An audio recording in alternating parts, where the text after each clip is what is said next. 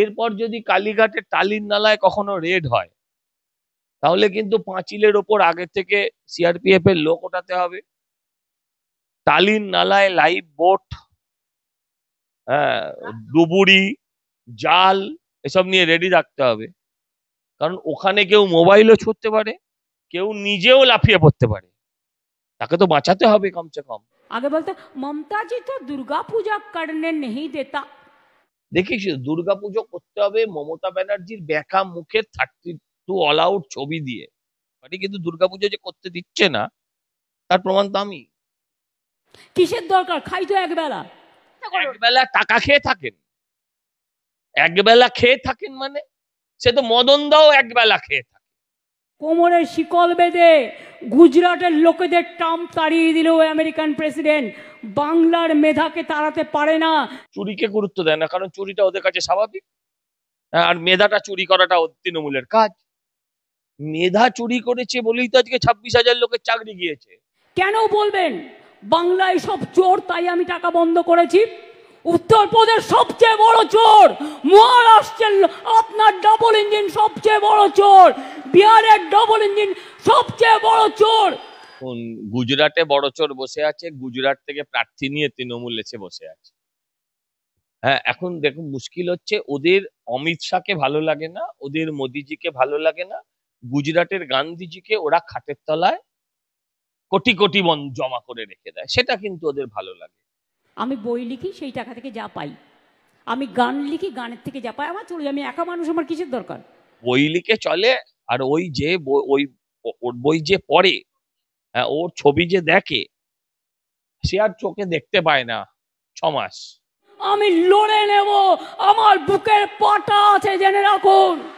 দাঁড়ান, রাজ্য সরকারি কর্মচারীদের আমার প্রাণ থাকতে একজনের বিরুদ্ধে এই ব্যবস্থা নিতে দেবো না। সাসপেন্ড করলেন কেন? সাসপেন্ড করলেন কেন?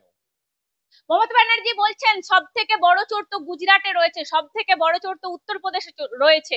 আপনারা এখানের কথা বলছেন বারবার করে, এখানকে কার্যত বাংলাকে অপমান করছেন। আমার সঙ্গে রয়েছেন সজল ঘোষ, কথা বলবো। মুখ্যমন্ত্রী বলছেন যে এখানে মানে এখানে কেন আক্রমণ করছেন, বারবার এসে এখানের কথা বলছেন কেন?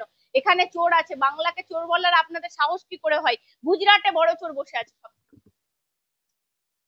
এখন দেখুন, গুজরাটে বড় চোর বসে আছে, গুজরাট থেকে প্রার্থী নিয়ে তৃণমূল এসে বসে আছে। হ্যাঁ, এখন দেখুন মুশকিল হচ্ছে, ওদের অমিত শাহকে ভালো লাগে না, ওদের মোদিজিকে ভালো লাগে না, গুজরাটের গান্ধীজিকে ওরা খাটের তলায় কোটি কোটি বন জমা করে রেখে দেয়, সেটা কিন্তু ওদের ভালো লাগে। এই কোনো নোংরা কথার উত্তর কখনো তো ভালোভাবে দেওয়া যায় না, কখনো নোংরা কথার উত্তর কখনো ভালোভাবে ভদ্রভাবে দেওয়া যায় না। এখন যদি তুমি গুজরাটিদের চোর বলো, যদি গুজরাটিদের চোর বলো, সেটা গুজরাটিরা বিচার করবে। এই কথাটা শোনার পর ইউনুস পাঠানের, ইউসুফ পাঠান কে আছে ওদের সাংসদ, তার উচিত পদত্যাগ করে দেওয়া। কারণ উনি গুজরাটের সমস্ত মানুষের দিকে আঙুল তুলছেন। ওদের ওই আরেকটা কি আছে, রাজ্যসভার সাংসদ, তার পদত্যাগ করা উচিত।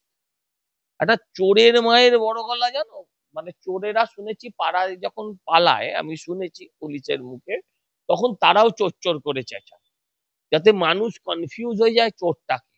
এটা হচ্ছে মমতা ব্যানার্জির সেই পলিসি।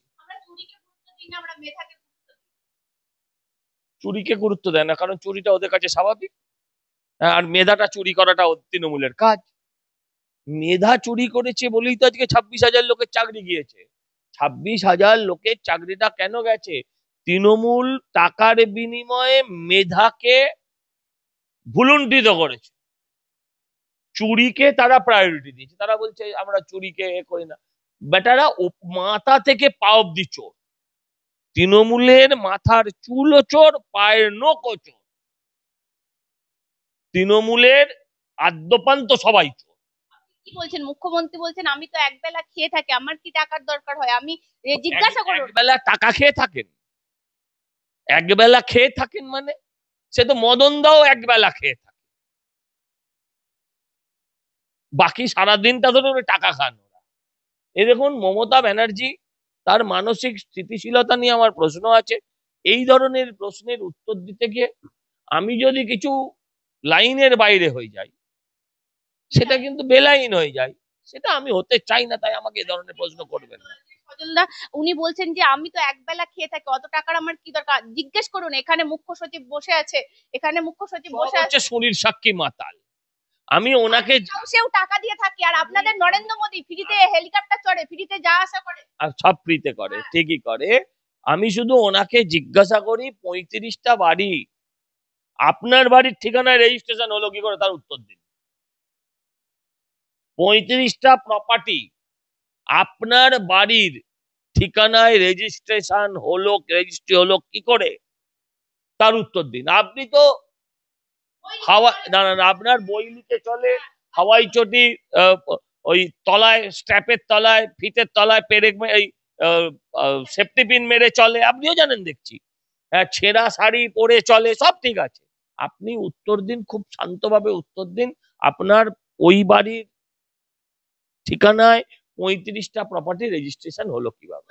ভাইরা এত টাকা, ভাইরা, হ্যাঁ, একজন ভাইয়ের বউ তিনি লিখছেন সমাজ সেবা করে 5 কোটি টাকা পাওয়া যায়। আপনি আমায় শিখিয়ে দিন যে সমাজ সেবা কি করে 5 কোটি টাকা পাওয়া যায়। মাথায় কি লেজে আমি বলতে পারবো না।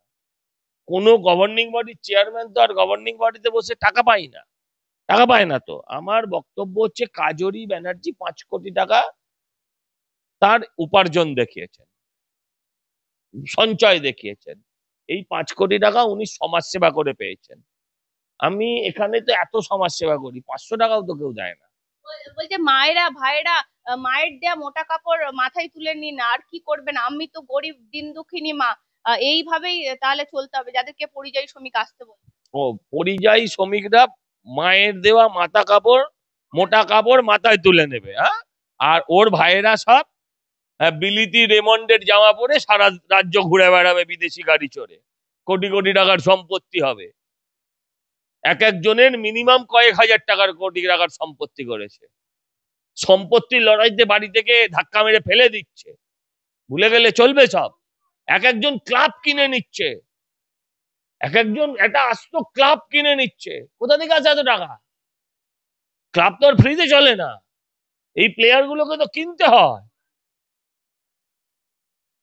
কত দুরন্ত প্লেয়ার না, মানে অর্গানাইজার না হলে পরে একটা ক্লাব কিনে নেয়, ডুরান্ড কাপ খেলতে চলে যায়, ভাবা যায়? আরে বিদেশের শিল্পপতিরা ক্লাব কেনে, আর এদেশে ভাইপোরা, ভাবা যায়? বলছে আমি বই লিখে চলি, সার্কিট হাউসে টাকা দিয়ে থাকি, আপনারা তো বুঝতে পারছেন আমার অত কিছু দরকার নেই। হ্যাঁ, ও বই লিখে চলে, আর ওই যে ওর বই যে পড়ে, হ্যাঁ, ওর ছবি যে দেখে, সে আর চোখে দেখতে পায় না 6 মাস। আজে বাজে কথা, এই সব কথার উত্তর আমি ভালো করে। সজলদা, আর একটা জিনিস হচ্ছে, মুখ্যমন্ত্রী বলছেন লড়ে নেবো তোদের সঙ্গে, এই কার্যত বুকের পাটা আছে, কে লড়বি আয়। কেউ লড়তে চায় না ওনার সাথে, কে লড়তে যাবে ওনার সাথে? উনি লড়ুন না, উনি তো বললেন এত লড়ে নেব করছেন। তো উনি বললেন না যে রাজ্য সরকারি কর্মচারীদের আমার প্রাণ থাকতে একজনের বিরুদ্ধে এই ব্যবস্থা নিতে দেবো না। সাসপেন্ড করলেন কেন? মুখ না অন্য কিছু? মুখ তো। আমি প্রশ্ন হচ্ছে সাসপেন্ড করলেন কেন, এক। পরের প্রশ্ন হচ্ছে বলেছিলেন আমি বেঁচে থাকতে কারো চাকরি যাবে না, বলেছিলেন না? আজকে চাকরিও গেছে, উনিও বেঁচে আছেন। চাকরি যাওয়া না যাওয়াটা তো ওনার হাতে ছিল না, বেঁচে থাকা না থাকাটা তো ওনার হাতে ছিল। ক্ষমতায় যখন থাকবেন না তখন আপনারা বুঝতে পারবেন যেটা করছেন সেটা আপনাদেরকে মানুষ ফিরিয়ে দেবে। এটা ঠিক ওনাকেই বলছি আমি, এটা আমার কথাটা উনি বলে ফেলেছেন। মানে আমাদের কথাটা, বিরোধীদের কথাটা, বিরোধী মানে বিজেপি আর কেউ না, বিজেপির কথাটা উনি বলে ফেলেছেন। আগে তো বলতেন দুর্গাপুজো করতে দিচ্ছে না এই দিদি, এখন তো দুর্গাপুজো হচ্ছে, আপনারাও স্টেজে জয় মা দুর্গা বলছেন, এত জোরে বলছেন, আমাদের থেকেও বেশি জোরে বলছেন। সেটা বলতে পারি, কিন্তু দুর্গাপুজো যে করতে দিচ্ছে না তার প্রমাণ তো আমি। আমাদের দুর্গাপুজোয় যে প্রতিদিন চিঠি পাঠাচ্ছে, মামলা করছে, দেখিয়েছি তো আপনাকে। দেখিস, দুর্গাপুজো করতে হবে মমতা ব্যানার্জির বেকা মুখের 32 অল আউট ছবি দিয়ে, দাঁত কেলানো বলছি না, 32 অল আউট বলছি, হ্যাঁ, তার ছবি দিয়ে। তা না হলে বাধা হবে। ওনাকে দিয়ে চোখ আঁকাতে হবে, ওনাকে দিয়ে ঠাকুরের নাক আঁকাতে হবে, ওনাকে দিয়ে ঠাকুরের মুখ আঁকাতে হবে। সেই ঠাকুর তো আর পুজো করা যাবে না। সজলদা পুজোর অনুদান নিয়ে কার্যত কোর্টে গেছেন। কুণাল ঘোষ বলছেন বাম বিজেপিরা গেছেন, তাদেরকে পুজো মণ্ডপের আশেপাশে দেখলে ঢুকতে দেবেন না পুজো। আচ্ছা ঠিক আছে, ওই যখন বলেছে তাদের দেখতে পেলে ঢুকতে দেবো না, না দেখতে পেলে কি করবো? কারা গেছে, কারা গেছে আমি কি করে জানবো? কুণাল ঘোষ একটা পাগল, বদ্ধ উন্মাদ। তার কথা তো উত্তর তো আরেকটা উন্মাদ দেবে, আমি কোত্থেকে দেবো বলুন? পাঁচিল টপকেও রক্ষা পেলেন না জীবন কৃষ্ণ সাহা। আমি এটা দেখে খুব ভয় আছি। এরপর যদি কালীঘাটের টালির নালায় কখনো রেড হয়, তাহলে কিন্তু পাঁচিলের ওপর আগে থেকে সিআরপিএফ এর লোক ওঠাতে হবে। টালির নালায় লাইভ বোট, হ্যাঁ, ডুবুরি, জাল, এসব নিয়ে রেডি রাখতে হবে। কারণ ওখানে কেউ মোবাইলও ছুটতে পারে, কেউ নিজেও লাফিয়ে পড়তে পারে, তাকে তো বাঁচাতে হবে কমসে কম। না, ধরা তো পড়ে, আগে তো বাঁচাতে হবে রে ভাই। সে আমাদের, না না, আমি কি বলছি তুমি বুঝতে পারছো না। পাঁচিল টপকে তো এর রক্ষা হয়নি, কিন্তু ওর যাতে কিছু না হয় সেটাও তো দেখতে হবে। হ্যাঁ, দুদিকে ভীষণ লক্ষ্য রাখতে হবে। কালীঘাটের টালির নালায় ওখানে রেড হবে শিগগিরই আমার মনে হয়।